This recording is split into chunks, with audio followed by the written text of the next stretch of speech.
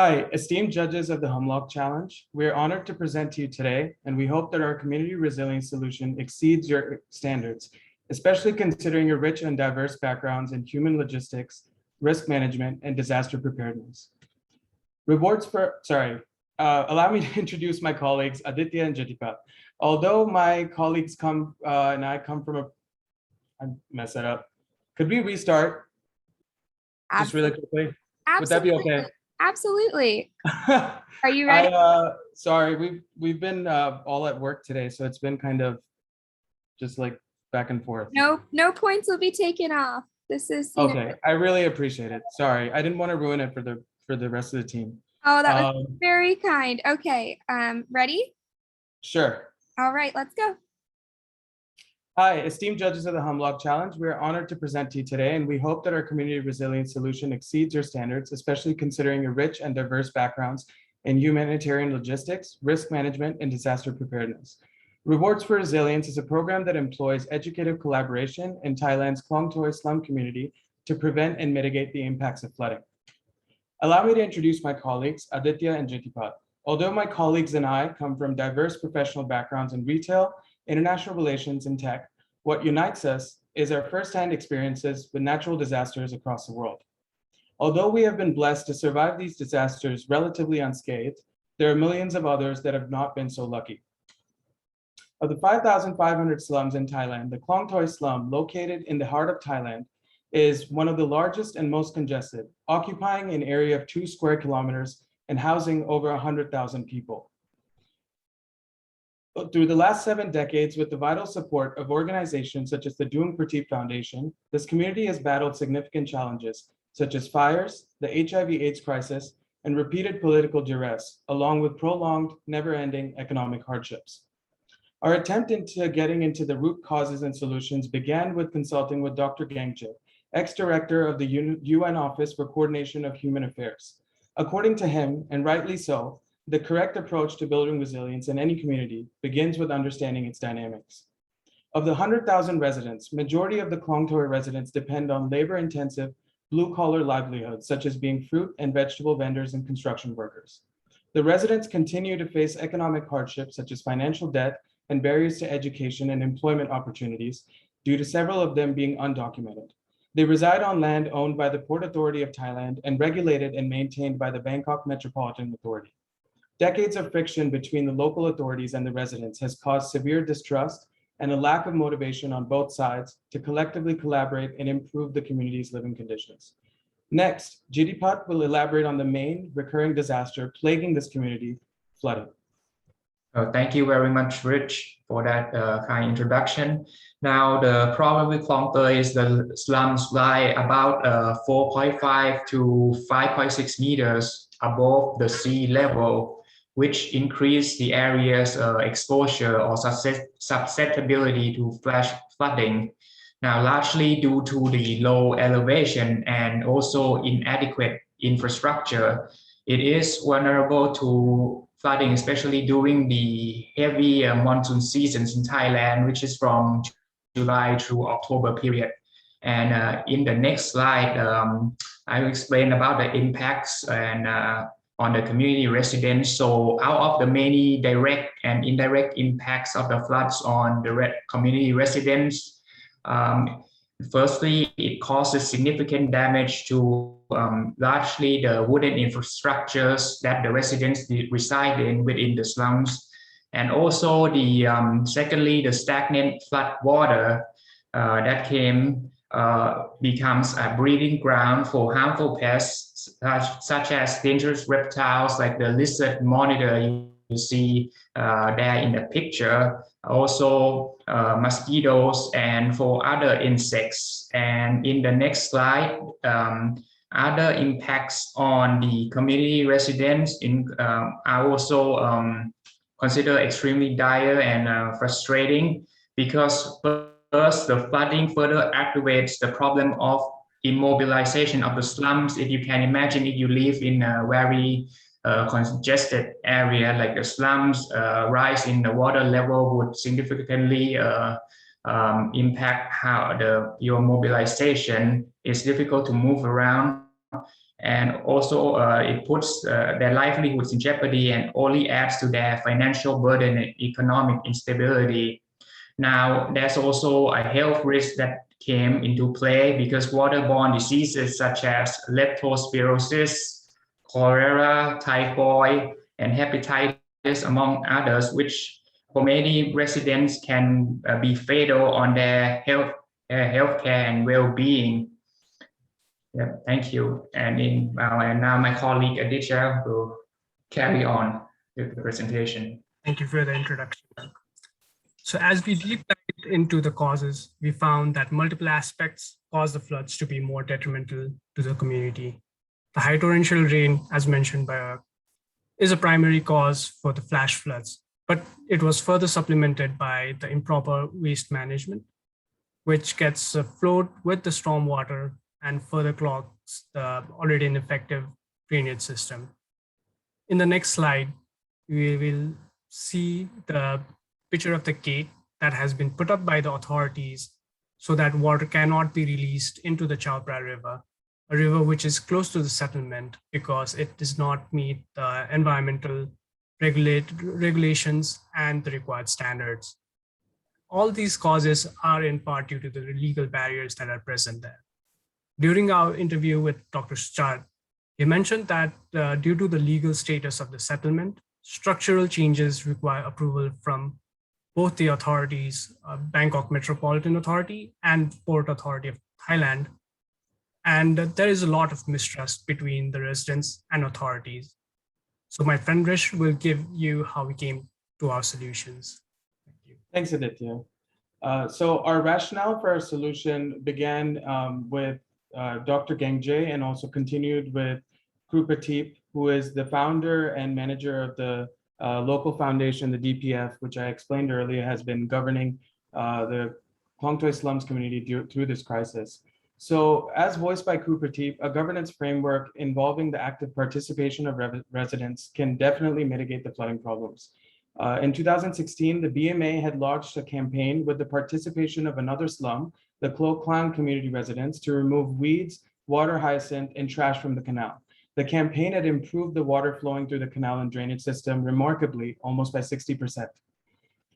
Inspired by Kru Prateep and this campaign, we also designed our solution, keeping UN SDG 6, 4, and 12 in mind.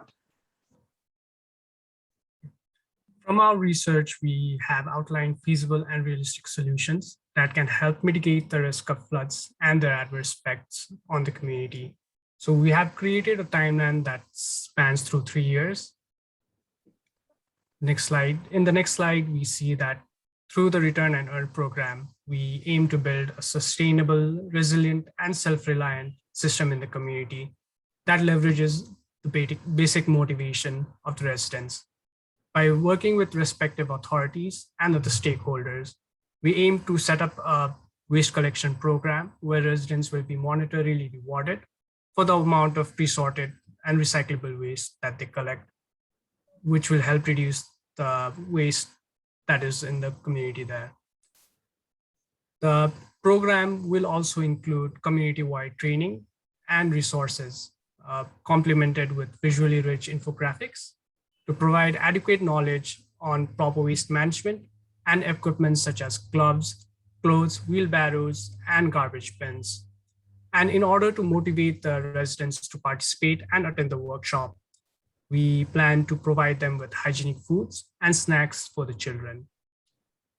Additionally, we will also be placing multiple inexpensive reverse vending machines in the area, which will reward the residents with money for their proper disposal of recyclable plastic waste.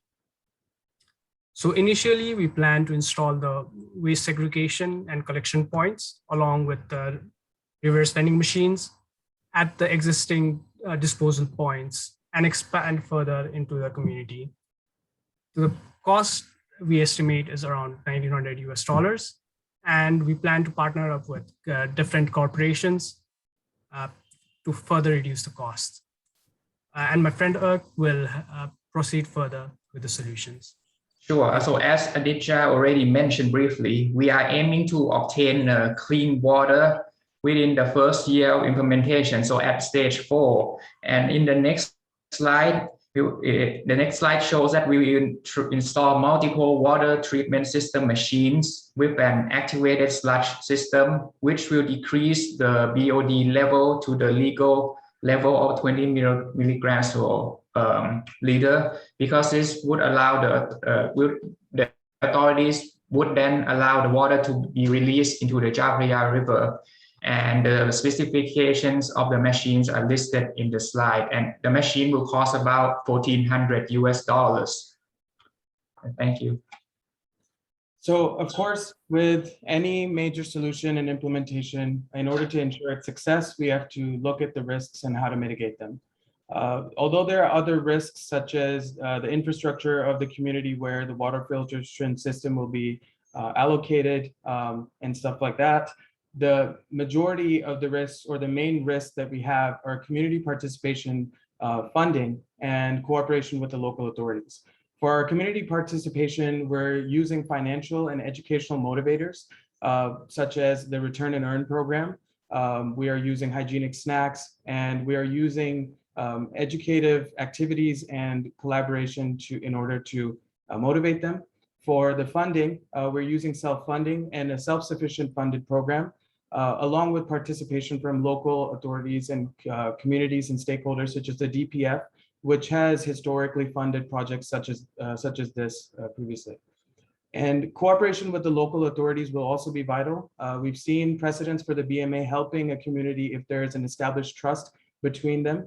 And if this is still not occurring with our basic efforts, then we will proceed further with petitioning, policies, and public involvement into the matter. In conclusion, we wanted to just say that, and quote Kru Prateep, who is a founder of the DPF and a champion for the Klong Toi slums, in saying, "For any solution to work, the community stakeholders' active participation is vital." Thank you. Thank you so much, Team Zen. And now I will pass it on to our judges for Q&A. Thank you. Thank you so much for the presentation. I thought it was super interesting to see exactly the situation on the ground and which kind of problems you've identified. I have one big question, because I might not maybe have understood it completely, but when you're collecting this waste, when do you want to do that? And what exactly are you achieving with that in relation to the floods that you were mentioning earlier? Sure. Is it okay for me to take this question? So we, in the BMA program, what they did was they would have waste collection activities fortnightly during the monsoon seasons. So this is something that we could plan. It would depend on how much cooperation that we would have from the local authorities and how much cooperation we would have from the community residents, but we would estimate to do it something on a fortnightly basis, once in 2 weeks. Where one of the main root causes causing the ineffective drainage system is clogging of the waste and stuff towards the filtration. So mostly the waste collection will be targeted towards then. And in order to prevent long-term waste aggregation, we're doing the recycling and sorting program so that the community residents don't continue to dump their waste into the drainage system and exacerbate the problem further. Thank you for your question. I have another question, but I leave it for last. Otherwise, we are running out of all the other judges' times. So sure. I pass it on for now. If I can jump in here quickly. So there's quite a bit that you've put into the presentation, but I want to come to the issue of informal settlements and how it is that they generally tend to sprout up around where there's economic activity.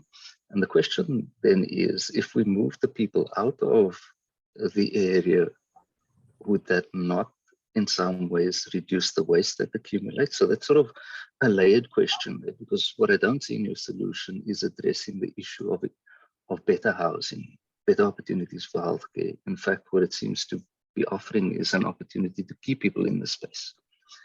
So incentivizing people to work and stay there. So my question to you is, it's one thing looking at the water problem, but does moving people out of the space not also offer a solution? So again, if I could, or Aditya, you wanted to answer this one? Yeah, so actually the problem with people moving out is there is a lack of trust between the authorities and the residents there. So the residents believe that when they move out, even for the drainage system repairments, the authorities will permanently move them out. And the land is actually owned by the Port Authority of Thailand. And that is a point of conflict between the residents and the authorities. So they're not really willing to move out.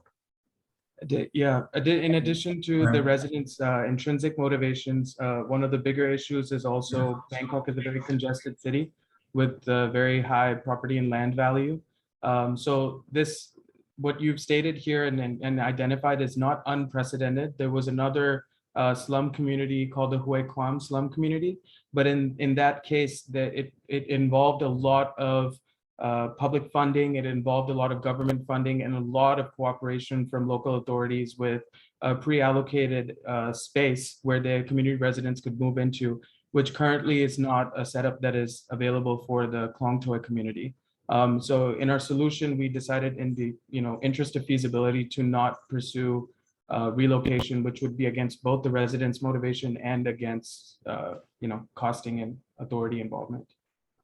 Also, let me quickly add that there are, in our interview by professor from a university that we show briefly on the slide, there are documented evidence of resistance by the community residents for relocation. Remember, they live in the short term, they live in the slums here is free. If they were to move to somewhere else, let's say a condominium or whatnot, there will be costs with living there, like a maintenance fee they have to pay. So that's one reason they're not this why they don't want to relocate outside of the slums. Yeah. So that's. Sorry, if I may add to what my friend said. So the problem is that a lot of people, they don't have identification. The residents that they are living there, they don't have identification and proper documents. So they are impoverished from the governmental programs, and that is also a big problem. Thank you. Oh, go ahead.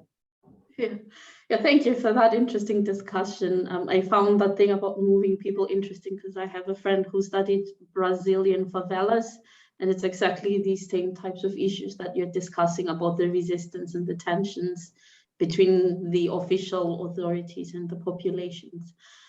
My question was more related to the incentives for the people to recycle. So far, I do see that you do rely on education, but also the monetary incentives. And I was wondering if there's something else that can be an added layer, because it's not every piece of garbage that will be recyclable or convertible into value.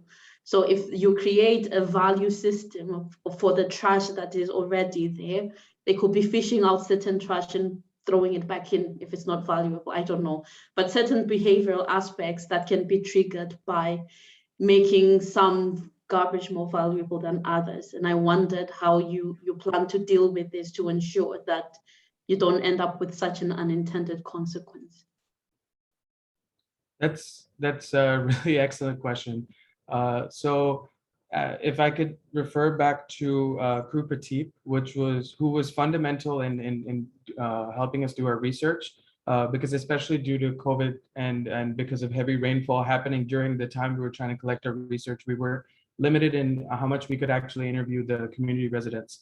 But Crew Prateep, who's been with the slums for over 40 or so years, talked about different programs that she'd done with this community itself, which was called Eggs for Trash. And basically something as simple as, there's different structures or different levels of recycling, plastics and everything like that. And certain trash would have more value, just like you said.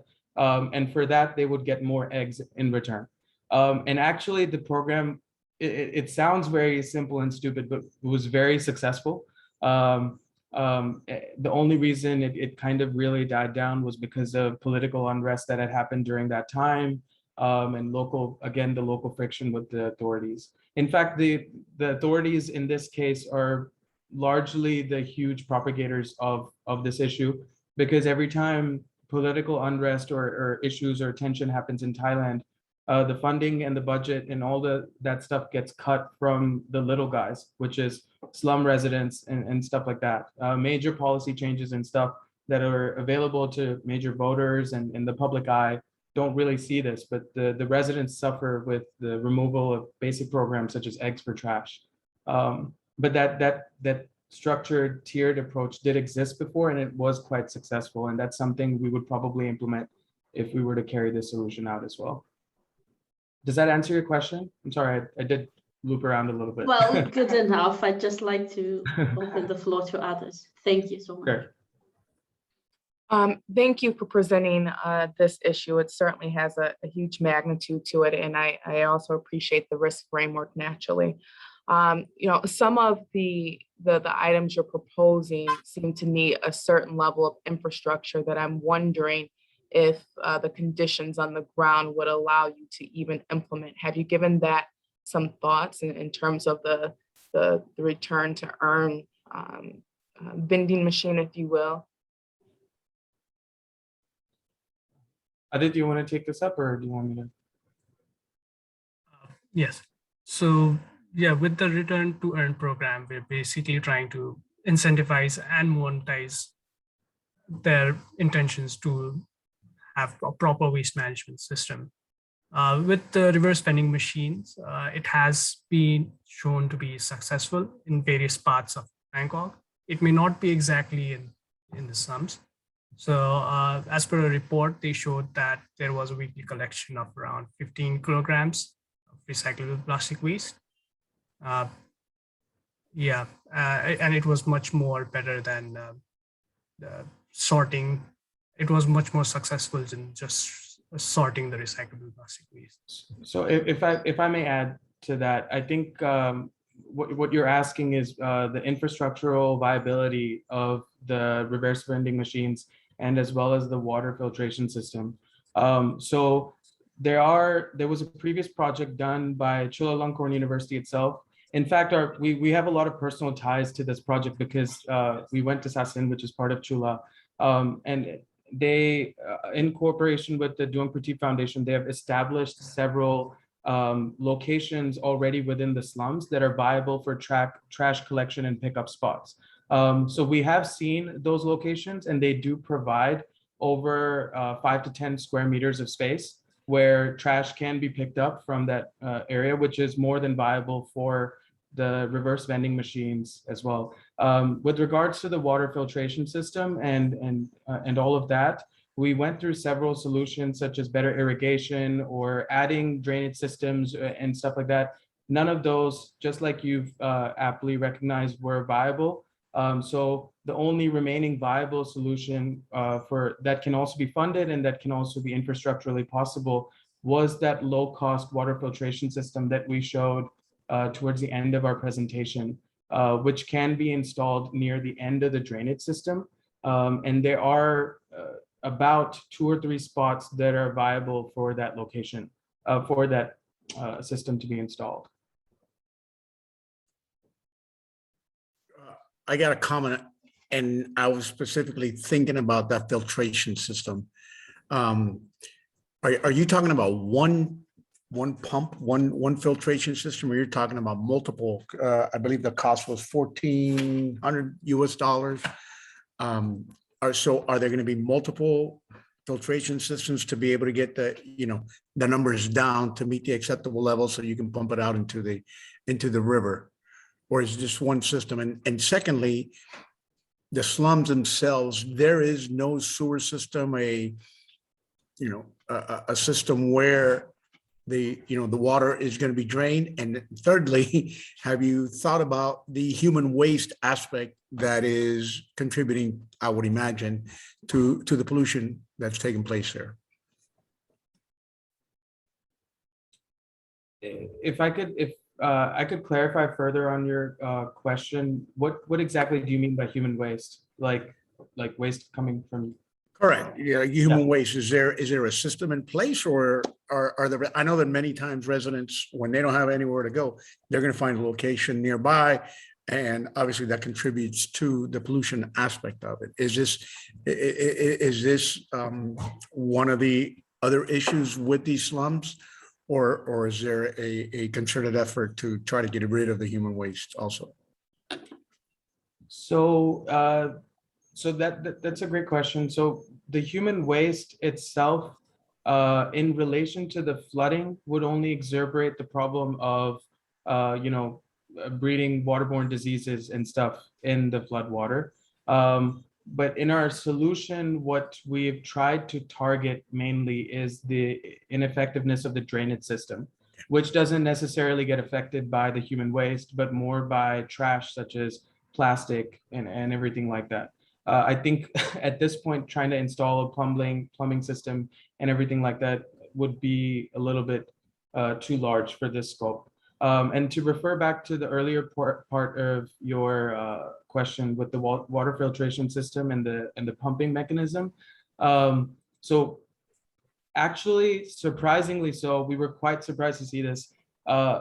Even though this machine, relative to the scale of the problem, is not that expensive, at 48,700 baht, which is $1,400, $1,500, it actually does cover the relative capacity needed at the exit points going into the Chao Phraya River. And this was established by, not by us, the credit goes to a previous group that did research from Chulalongkorn University in collaboration with Dr. Suchar. And it actually led us to a lot of confusion as to why this hasn't been implemented yet, because it's not that unfeasible. No, it's a relatively inexpensive solution, part of the solution. Correct. Thank you. Yep. If I may, you obviously, and following up on Pete's question and your answer, first of all, I want to thank you because I wasn't aware of what the leptospirosis disease was, because it's extremely rare in the United States. But also, I think that you looked at interdependencies in a remarkable way. You also are well aware of the challenges with respect to human motivation. But that leads me to the following question. Your problem and solution are very well designed. And if you think of picking up, I would say, dealing with drainage from storms, that can be an end in itself. But what's implicit there is that this is also a means to an end, which is the building of the governance of the community to allow them to do other things. Can you share with us your thoughts about what would happen next? And if you were then advising the community on what else they could do once they managed to do that, what would that be? All right, brain twister. Aditya or Eric, you want to handle this one? Yeah, actually, a part of the training and education program is an attempt to help build more trust between the authorities, because with the education program, what we're trying to do is we're trying to have community leaders along with experts and authorities get together and help build trust, at least one step at a time. So in the later stages, for which the drainage system has to be repaired, because that has been suggested by a lot of studies a while back, but it has still not been done. So if they can gain the trust, they can surely get the drainage system replaced, and they can create a much better settlement for the residents. Yeah, as Aditya so aptly stated, trust is the first main component, is the first stepping stone that we need to achieve in order to even start thinking about what comes next in the future. We can start with an effective drainage system, and then later we can move on to better education, better healthcare, possibly even start considering relocation. But for that, I think there needs to be that establishment of trust, which currently still, even after 70 years in history, doesn't exist. Thank you. All right. Thank you so much, Team Zen, and to our judges. We really, really appreciate your time. If you have any questions, let me know. In the meantime, you have my email. We will be announcing the winner on November 17th at our annual conference, so everyone will receive an invite. And I will work with your team on scheduling your mentorship session with one or maybe two of our judges. So thank you so much for your time, and judges, I will see you in a few hours. Thank you, Maddie. And from all of us, we would really love to say thank you to the judges and thank you for organizing this, because this was a great learning experience for us, getting involved with our own local community and its problems. So thank you. Oh, that's Thank you wonderful. so much. Thank you. Thank you. Have a great day or evening. Bye. Bye. Bye.